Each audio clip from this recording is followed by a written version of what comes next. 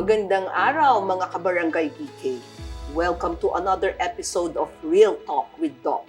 So sa tingin ko, ang topic natin ngayong araw ay napaka-importante and angkop sa mga nangyayari sa mundo natin ngayon. I'm sure you will all agree with me, mental health and mental illness is an in thing ngayon. So panahon ngayon, napakataas ng stress levels ng mga tao, mahirap ang buhay, sunod-sunod ang mga sakuna, napakaraming gulo sa mundo. Kaya ang misyon natin ngayong araw ay intindihin paano ba natin matutulungan ng ating sarili o ang mahal natin sa buhay tungkol dito sa mental health. Kaya naman, we invited a specialist in the person of Dr. Carter Rabo. Siya ay isang neurologist and psychiatrist. Tutulungan niya po tayo ngayong araw para maintindihan ang sakit na ito at matulungan natin sana ang ating mahal natin sa buhay. Magandang araw sa iyo, Dr. Carter Rabo. Magandang araw din, Dr. Porino. And magandang araw sa lahat ng ating kabarangay BK. Maraming salamat, Doktora, sa pag-i-invite sa akin dito. Talagang napapanahon talaga itong usapan natin ito because we see the struggles of our Filipino citizen or our Filipino namamayan. Kaya dapat, this is an issue that is urgent and real. Ang mental health ay hindi gawa-gawa lang, Doktora. Totoong-totoo po talaga siya. Kaya nararapat talaga natin pag-usapan ngayon. Okay. So, ready ka na ba, Dr. Carter? Ready na po, Doktora.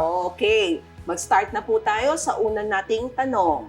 Ano ba ang definition ng mental illness?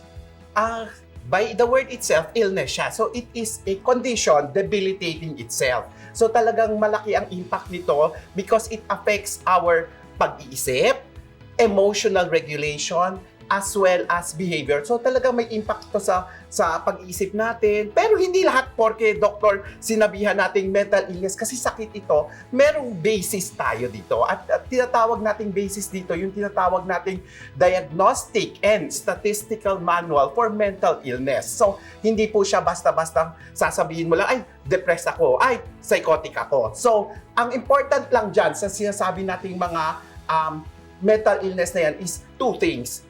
It affects your functionality. Ibig sabihin, naapektuhan po yung pang-araw-araw yung ginagawa tulad ng schooling kung ikaw ay nag-aaral, work kung ikaw ay pumapasok, pati na rin, Doktora, yung relationship mo sa ibang tao. Kahit sa mahal mo sa buhay o sa mga araw-araw na taong nakakasalamuha mo, naapektuhan ka and it ends up having distress. Nakakaapekto na yung in total sa'yo. So, in other words, ang sinasabi niyo po, Dr. Carter, na meron kayong dapat criteria bago natin sabihin na talagang may mental illness or, excuse me for the phrase, na parang nagdadrama lang ang isang tao. Tama? Yes, Doc. Kasi marami na yun sa panahon natin, yung mga word na nagdradrama, nag-iinarte. Hindi naman natin sasabihin hindi nangyayari yan. And as a doctor, talagang pareho tayo, Doktora, nakakamit tayo ng mga pasyente. Minsan naisip natin, nagdadrama lang ba talaga ito? But the difference between a mental illness, hindi talaga siya voluntary. Involuntary struggles talaga siya. Unlike yung nagdadrama, may personal gain. Di ba, Doktor, nakakita tayo sa mga clinic natin, gusto ko mag-leave of absence. So, ay, masakit po ulo ko. Ay, malungkot po ako. Gusto lang pala mag-leave of absence. So, ayan. No yan. Yun yung mga may personal gain. Nagdradrama, nag-iinarte. Pero there's such a person din na nakikita natin yung pag nag-respond sa isang scenario, medyo exaggerated. So these are people na medyo mas mahirap naman. Normal din naman sa kanila na OA ang response nila, overreaction. Yun yung tinatawag natin heightened emotional responses. Ito naman involuntary din, but they're not really considered as mental illness kasi personality nila yun, yung nahilig lang silang talagang second level degree ang response nila sa isang situation.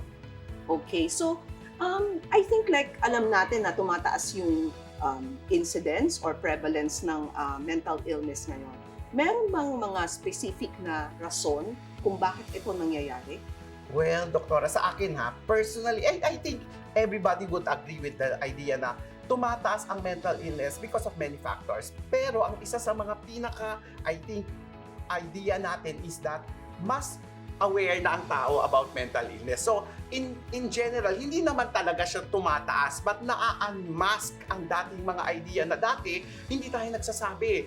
Ngayon, may self-awareness na. So, may mga taong nagre-report na, pumupunta na sa mga professionals, nagsisik na ng consult. Pangalawa dyan, yung mas hindi na nag-stigma. Mas lesser na yung stigma kahit papaano. We're not there yet. Everybody is acceptance na tayo na about mental illness. But we're there, we're going there, the stigma is slightly being reduced na, nababawasan na. Parang ang mga tao ngayon, hindi na masyado talagang hiyang. Ay, may mental illness ako, ayoko magpakita, ayoko mag-ano. So, it adds up to the numbers. Pero, at alam rin natin ngayon, generation natin ngayon, Doc, isa sa mga factors yan yung social media, di ba?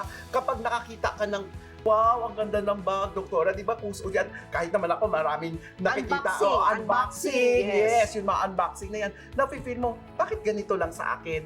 You Correct. tend to compare. Comparing yourself. Yes, and if you compare them, syempre, ang dami, yung sa feeding mo naman sa Facebook, kapag unboxing, lahat unboxing eh. So, lalo pang naiisip mo, inadequate yata ako. Kasi bakit lahat sila nag-unboxing ng bagong bag? Eh ako, luma pa rin yung bag ko. So, that adds up to the low inadequacy feeling, naglo-low self-esteem ka. So, tuloy-tuloy na yan. I see. So, Dr. Carter, pwede mo bang i-share ano bang mga simptomas na, for example, dapat pag nakita ko to, maybe sa sarili ko or most probably sa mahal ko sa buhay, it will tell me na baka may mental illness ang isang taong ito. Doktor, actually mahirap kasi yung iba mild lang, yung iba moderate. Pero what I can give you is those with severe. Para sa mga sakit, kapag mild moderate ka talaga mahirap, it has to be the patient sometimes that tells you, Okay. ay, mommy, daddy, may problema yata ako. Pero in general, kapag ikaw, outsider, nakita mo, syempre, the first thing that you might see in this patient is functional impairment. Yung nakita mo, nag-iba na talaga siya, hindi na siya lumalabas, nagkaroon na naapektuhan na ang kanyang pakikitungo sa ibang tao. Functional impairment. Number 2, yung kanyang changes sa behavior. Dati, na maaga matulog, ngayon ayaw na matulog. Dati nakikipag-usap, ngayon nagkukulong na lang sa kwarto. Changes in behavior. Tapos yung number 3, yung thinking process. Alam mo, minsan nakikita mo, bakit iba na siya mag-isip? Bakit ganito na siya ngayon magsagot sa akin? So this is something that tells us, oy, there's our symptom na baka meron ng problema. Parang Alarm. Yeah. Parang red flag. Okay. Tapos, syempre, yung suicidality, yung nagsasabi na siya sa'yo, uy, nagva-verbalize, ay, gusto ko nang mamatay. Nakakatakot na yun. And, Okay. of course, yung kanyang coping skills. Kapag may mga pasyente tayo, kasi malungkot ako, anong gagawin? Inom na mga ipinagbabawal na gamot para lang ma-feel niya, mas okay ako, mas relax ako, it makes me happy. Mali coping skills. So, this patient also needs professional help. Okay, so halimbawa na nakita mo, okay, possible itong somebody that I know has this maybe symptoms na pwedeng may mental problem. What can you as a person do to help this person? Definitely, pag ganoon na nasabi ko nung kanina, you need professional help na. Dalhin sa doktor. Dahil nasa doktor, dapat kailangan mo syempre kausapin, pero at the end of the day, kailangan na talaga natin idala sa professional help.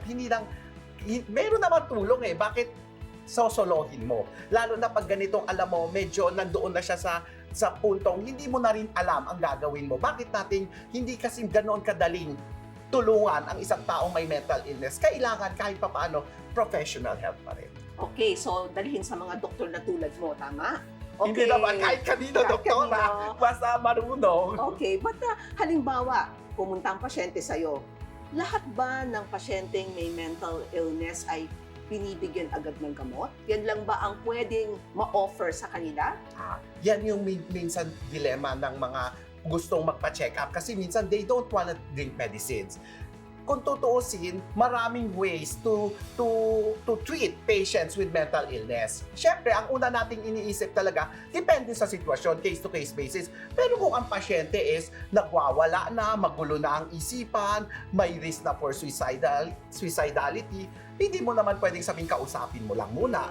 These patients warrants medicine. Ito yung makakatulong talaga yung gamot para makontrol mo yung mga biological derangement. Tandaan natin, ang mental illness, hindi lang siya emotional eh. There is a biological basis for this. And this biological basis adds up to the confusion, to the symptoms. So, you need medicine. Kailangan mong gamutin yan para ma-address mo yung biological symptom. Magkakalma ang pasyente. Then you go on to other strategies. Example, psychotherapy, yung mga tinatawag nating talk therapy. So, pero kasi ang talk therapy, it has to be in a patient who is well, yung cognition niya, yung kanyang pag-iisip, normal at kalmado siya para ma-absorb din naman niya yung pag-uusapan niyo, doktora. And talk therapy takes a while. It's a process. Hindi yan biglaan. The gold standard here is medicine plus therapy. Pero there are times wherein you need the medicine. There are times na Well, lang, yes. kausapin Sige, muna. kung ayaw mo ng medicine, di kausapin na lang natin, therapy na lang. Madagdag ko lang. Sabi mo kasi na ang mental illness may biological component. Yeah. So, yun ba yung mga sinasabi nating hormonal? May problema ka sa sinisikrit mong hormone sa brain kaya nagkakaroon ka ng mental illness? Correct. Yan, proven na naman natin yan. It has something to do with the dopamine, the serotonin. Kaya malalaman mo, ang basis naman ng paggagamot natin. Di ba sabi nila, kaya nga may mga gamot tayong like antipsychotic. Ito yung nagpapababa ng dopamine mo. Kasi biologically, basis is that pag mataas ang iyong dopamine, para kang nababaliw-baliw. Yung serotonin, di ba? Kaya nga may mga uso na rin, I'm sure hindi lang kahit mga audience natin narinig na yung mga serotonin na gamot na bibili sa mga healthy shops, yung mga ganyan, yung mga gamot na yan kasi alam natin ang serotonin has something to do with depression. So, yes, yung mga biological basis yan yung mga reason for giving the medicine also. Pag meron po ang mga taong symptoms ng feeling nila, sad sila, and they think like yung sadness nila is more than the ordinary, they can always seek help. Tama ba, Dr. Carter? Yes, sabi nga natin, uulitin natin, ang mental illness is a sakit.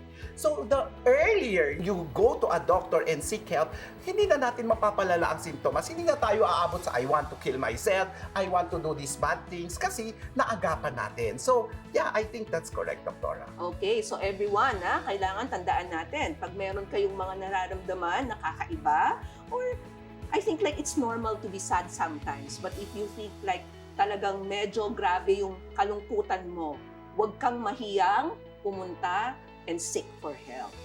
Maraming salamat, Doc Carter. I think maraming natutunan ng ating audience ngayong araw sa iyo, no? Sana nga And po, Doktora. I think this will definitely, no, help a lot of people kasi nauuso ngayon yung mga posting ng mga depression, ano? So, wag natin gayahin po, no, yung mga ibang nagpo-post. Ang alam natin, kapag meron po tayong depression or sadness, there's always somebody there who can help you. Okay? Correct. Kung nangangailangan kayo ng tulong, meron po kayong pwedeng tawagan ang National Mental Health Crisis Hotline. It's 1553. Inuulit ko lang po, it's 1553, Luzon Wired toll-free. Okay? So everybody, wag po tayong mag-alinlangan, humingi ng tulong. Okay? So I think dito na tayo magtatapos. Hanggang sa muling Real Talk with Doc. Bye, everyone! everyone!